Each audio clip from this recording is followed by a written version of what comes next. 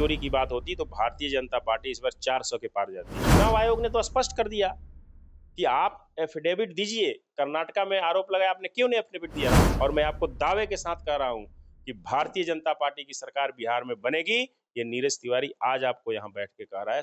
जिस दिन चुनाव के बाद परिणाम आएगा आप देखिए। बिहारियों को किसने चूना लगाया है? तेजस्वी जी के पिताजी ने जितना चूना लगाया है और जिस तरह से बिहारियों का अपमान करवाया है और अभी भी करवा रहे हैं। लागल लागल झुलनिया में धाका बलम कलकत्ता चली, तो ये क्या लग रहा है इस बार लालू यादव भी आ गए कि लालू यादव जी सिर्फ नौटंकी करते हैं, सिर्फ लोगों को मनोरंजन करते हैं।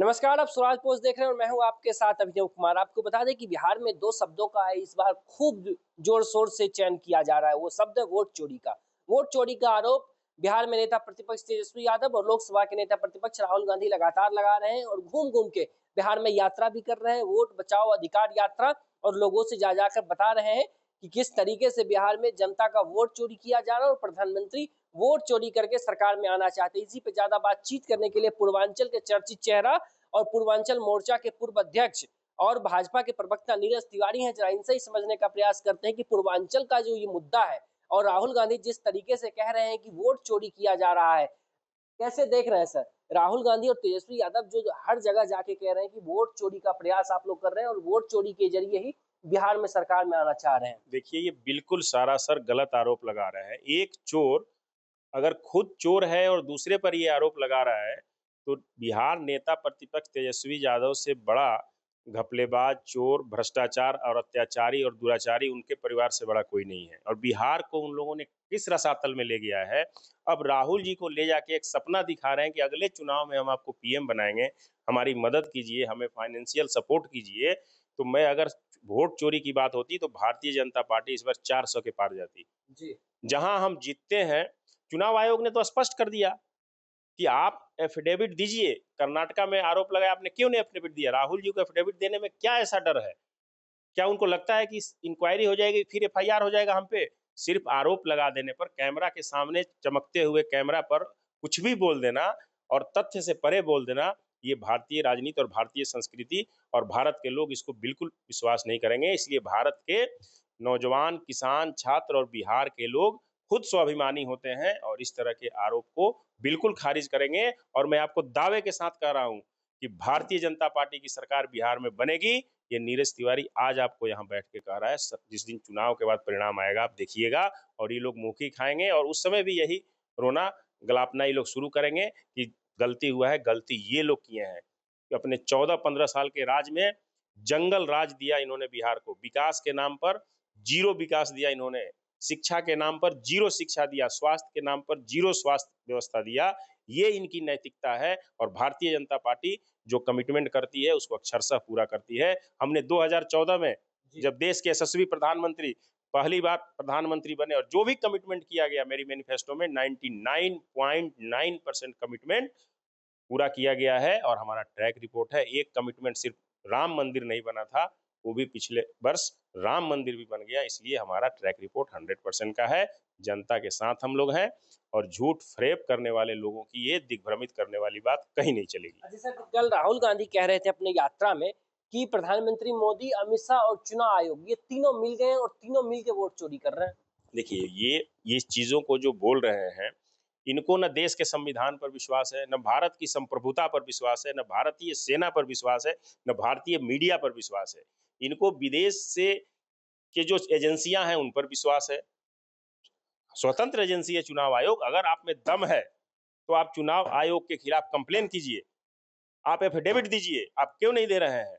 क्योंकि आपके दिल में चोरी है और आप दूसरे जगह से गाइड हो रहे हैं और भारतीय संस्था और देश के संविधान में इनको विश्वास नहीं है, इसलिए इस तरह का सवाल उठा रहे हैं ये। अच्छा सर, इसको कैसे देख रहे हैं? तेजस्वी जी, जब राहुल जी, तेजस्वी जी और लालू प्रसाद यादव तीनों एक साथ मंच साझा कर रहे थे और तेजस्वी जी कहते हैं कि प्रधानमंत्री जी बिहारियों को चूना लगाना चाहते हैं और बिहारी खैनी के साथ चूना रगड़ के कैसे फेंक देता है, इससे बिहारी से बढ़िया कोई नहीं बता सकता। देखिए, ये बिहारियों को किसने चूना लगाया है? तेजस्वी जी के पिताजी ने जितना चूना लगाया है और जिस तरह से बिहारियों का अपमान करवाया है और अभी भी करवा रहे हैं, उनके सारे लीडर विधानसभा में और उनके सारे नेता जिस तरह के भाषा का प्रयोग कर रहे हैं, आप स्वयं भी देखते होंगे, उन लोगों ने जो बिहार को बदनाम किया और जंगल राज कायम कराया, उसी का नतीजा है कि आज बिहार, जिस समय पूरे देश का विकास हुआ, उस समय बिहार इतना पिछड़ गया।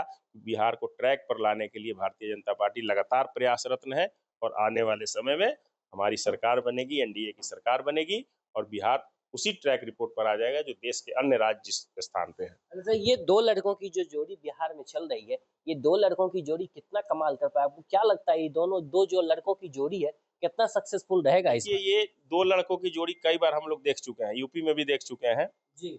और साउथ में भी देख चुके हैं। कोई फर्क नहीं पड़ने वाला है। भारतीय जनता पार्टी सत्ता के लिए राजनीति नहीं करती है। भारतीय जनता पार्टी इस देश के लिए राजनीति करती है, देश के छात्र, नौजवान, किसान के लिए राजनीति करती है और भारत के संप्रभुता और भारत की सम्मान के लिए राजनीति करती है। ये दो लड़का नहीं, 4 लड़कों की जोड़ी बना ले, 6 लड़कों का जोड़ी बना ले, जोड़ी बना के गलबैया करके घूमते रहे, कोई फर्क नहीं पड़ने वाला है। ये भरमा रहे हैं लोगों को और बिहार को कमजोर करना चाहते हैं और साथ ही साथ देश को, संवैधानिक एजेंसियों को कमजोर करना चाहते हैं। यही इनका उद्देश्य है इन लोगों का। आखिरी में हमसे एक छोटा सा रिएक्शन चाहेंगे कि लालू प्रसाद यादव भी लग रहा है कि इस बार के विधानसभा चुनाव में काफी एक्टिव मोड में नजर आएंगे, क्योंकि जिस तरीके से वो चुनाव से अपने पुराने अंदाज में भाषण देते हुए नजर आए कि लागल लागल झुलनिया में धाका बलम कलकत्ता चली, तो ये क्या लग रहा है इस बार लालू यादव भी आ गए हैं? देखिए, लालू जी जिस तरह के बिहार को चलाए और जिस तरह से भ्रष्टाचार और जंगल राज में उन्होंने डुबो दिया, ये ये जग जाहिर है। और मैं आपको बता देता हूं कि लालू यादव जी सिर्फ नौटंकी करते हैं, सिर्फ लोगों को मनोरंजन करते हैं। जो व्यक्ति अपने मुख्यमंत्री रहते हुए, जो व्यक्ति मुख्यमंत्री रहते हुए अपने बच्चे को शिक्षा नहीं दिला पाया, वो भी दिल्ली जैसे जगह में, जहां बिहार के लोग झाड़ू पोछा लगाकर भी और अपने श्रम के बल पर, श्रम करके, मेहनत करके अपने बच्चों को शिक्षित बनाते हैं, और वो व्यक्ति विकास की बात करता है, शर्म आती है। आप मुख्यमंत्री रहे, आपकी पत्नी मुख्यमंत्री रही और दिल्ली जैसे महानगर में इतने बड़े पद पे रहते हुए, कैबिनेट मिनिस्टर रहते हुए आपके बच्चे को मैट्रिक पास नहीं करा पाए और आप बिहार में विकास की बात करते हैं और झुलनी और सिंदूर की बात करते हैं। इसी तरह के नौटंकी से बिहार आज इस स्थिति में पहुंच गया है और उन्होंने अपने परिवार के अलावा अपने समाज में भी किसी को आगे बढ़ाने का काम नहीं किया है। अपने समाज में भी कोई अच्छे व्यक्ति को नहीं चाहते हैं कि आगे आए, नहीं तो ये स्थिति नहीं होती। आज तो सारे लोग घोटालेबाज में हैं। उनके Tejashwi ji job for land घोटाले में, उनकी मीसा भारती जी, खुद लालू जी, राबड़ी जी, ये सारे लोग घोटालेबाज हैं और सारे लोगों को देर सवेर, देर होगी लेकिन अंधेर नहीं होगी, कानून सजा देगा और बिहार की जनता देखेगी कि हमने किनको सत्ता दिया था जिससे मैं 50 वर्ष पीछे चला गया। चलिए, वक्त देने के लिए बहुत बहुत धन्यवाद। आप लोग इस पूरी बातचीत पर क्या कुछ सोचते हैं, और एसआईआर के खिलाफ जिस तरीके से राहुल गांधी और तेजस्वी यादव का यात्रा चल रहा है बिहार में, इस पे आपकी क्या राय है, ये भी अपनी राय कमेंट बॉक्स में जरूर लिखिएगा। नमस्कार।